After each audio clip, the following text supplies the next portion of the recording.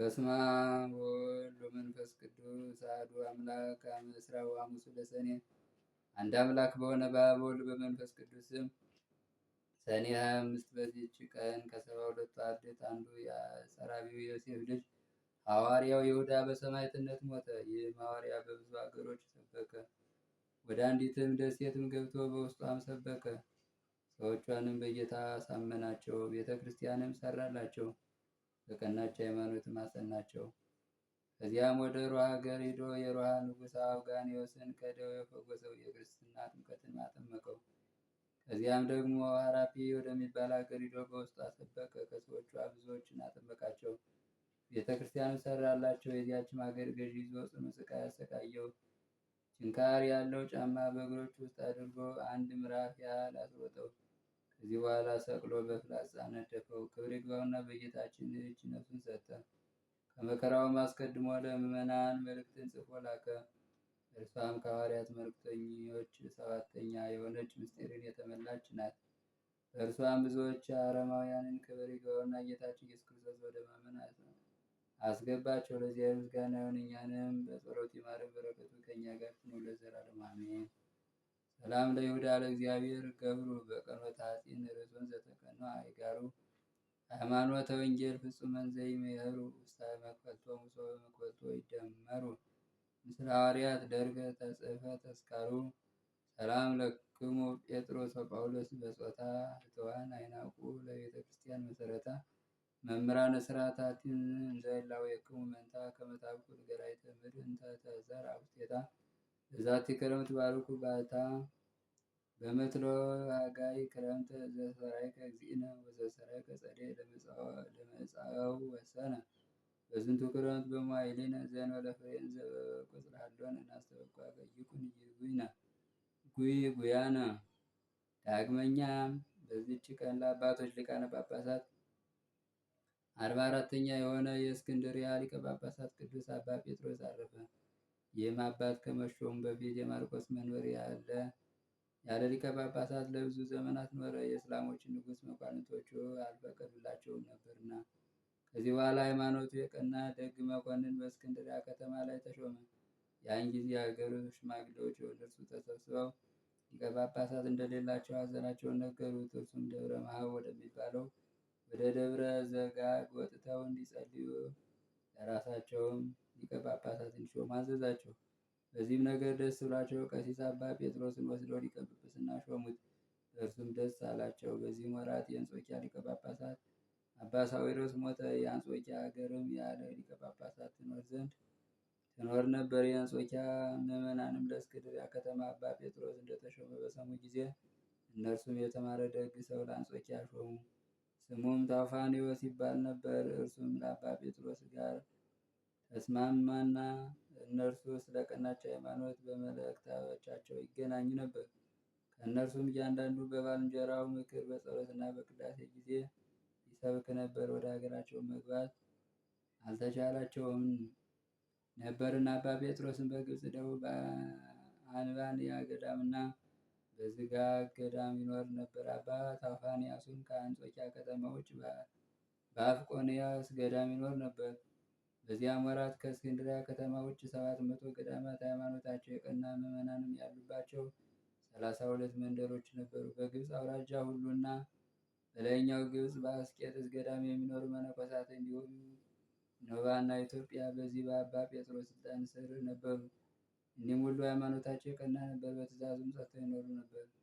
እርሱም በቀናች ሃይማኖት ይጸኑ ዘንድ ወደ እርሳቸው መልእክቶችን መጻፍ አያቋርጥም ነበር።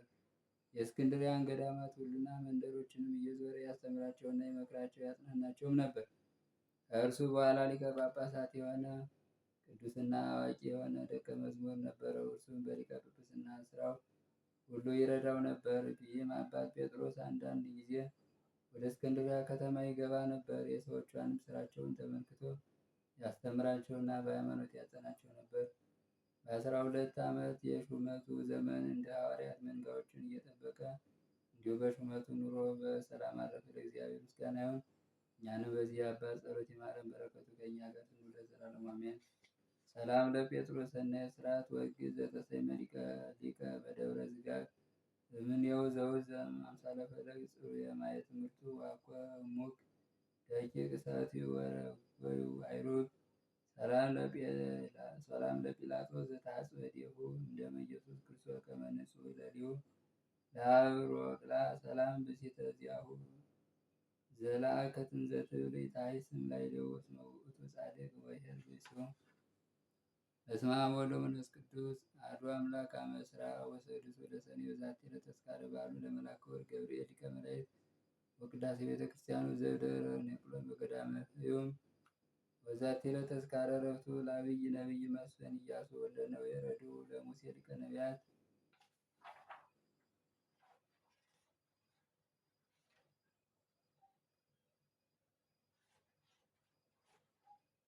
ዘአቅረብኩ ማሕሌተ አዘኪረ አእላፈ ምሕረተ ጸምዱ ከዘልፈለላ ነብተወከፍ ዘንዴቴ መጽሐፍን ተረስዕ ከዚዮ ጻድቅ ከመበለት ከፍም ለአውላን ዘተርፈ ነቢያት ቅዱሳን ወሐዋርያት ሰባክያን ሰማዕታት ወጻድቃን ደናግል ወመነኮሳት ሄራን ባርኩ ባርኩ ጉባኤ ዛቲ መካን እስከ አረጋዊ ልሂቅ ወንዑስ ሕፃን ለዘጻፍኦ በክርታስ ወለዘ ጻፎን ዘይደርስ እዛንበ ለዘተርጉሞ በልሳን አዲስ ወለዘሰማ ቃሎ በዝነ መንፈስ በጸሎተሙ ማርያም አራቂተ ኩሉም ባይ ስውሬ ማረን ኢየሱስ ክርስቶስ ከቅዱሳን በረከት ረድኤት ይክፈለን። ቀሪን ሰዓት ይባርክልን። አቡነ ዘበሰማያት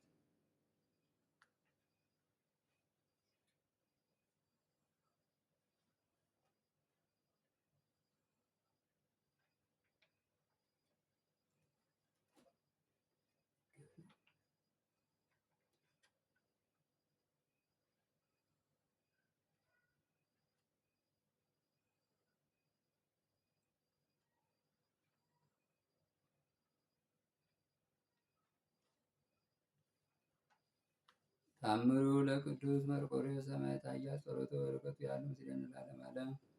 ጸሎቱ በረከቱ አማላጅነቱ ከእኛ ጋር ይሁንና ሰማዕቱ ቅዱስ መርቆሬዎስ ያደረገው ታምሪ ነው። በአንዲት ሀገር አንድ አረማዊ ነበር።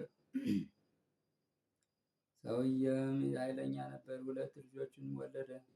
አንዱ ጥሩ እግዚአብሔርን የሚፈራ ነበር። ሁለተኛው ግን ሰውን የማያከብር እግዚአብሔርን የማያውቅ ነበር።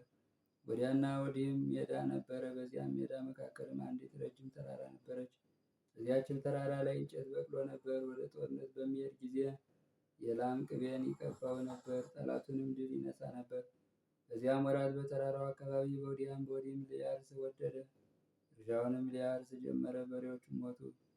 የማረሻው ዕቃም ሁሉ ጠፋ። ፈጽሞ ማዘን እንዲህም አለ፣ እንግዲህ ወዲህ 3 ቤተ ክርስቲያኖች ይሰሩ፣ አንዲቱ በቅዱስ መርቆሬዎስ ስም፣ ሁለተኛይቱ በቅዱስ ገላውዴዎስ ስም፣ ሶስተኛይቱ በቅዱስ አብየ እግዚእ ስም ናቸው። የሚሰሩ በትንሹ ልጄ እጅ ነው አለ። ይህንን ብሎ ወደ ጦርነቱ ሄደ። በዚያም ሞተ። ሁሉንም እንደ ቃል ሆነ። ለትንሹ ልጁ እጅም አብያተ ክርስቲያናት ተሰሩ። ቅዱስ መርቆሬዎስም የሚወደው ቅዱስ መርቆሬዎስም በኃይሉ ሁሉ የሚረዳው ልጁ እርሱ ነበርና፣ እንዲሁም ሁላችን የጥምቀት ልጆች ይርዳን፣ በጸሎቱ ይጠብቀን፣ ከሰይጣን ወጥመድም ያድነን ለዘላለሙ አሜን። የሰማዕቱ በረከት ረድኤት በሁላችን በምንሰማው በምናየው አምላካችን በረከቱ ጥበቃ አይለየን። አቡነ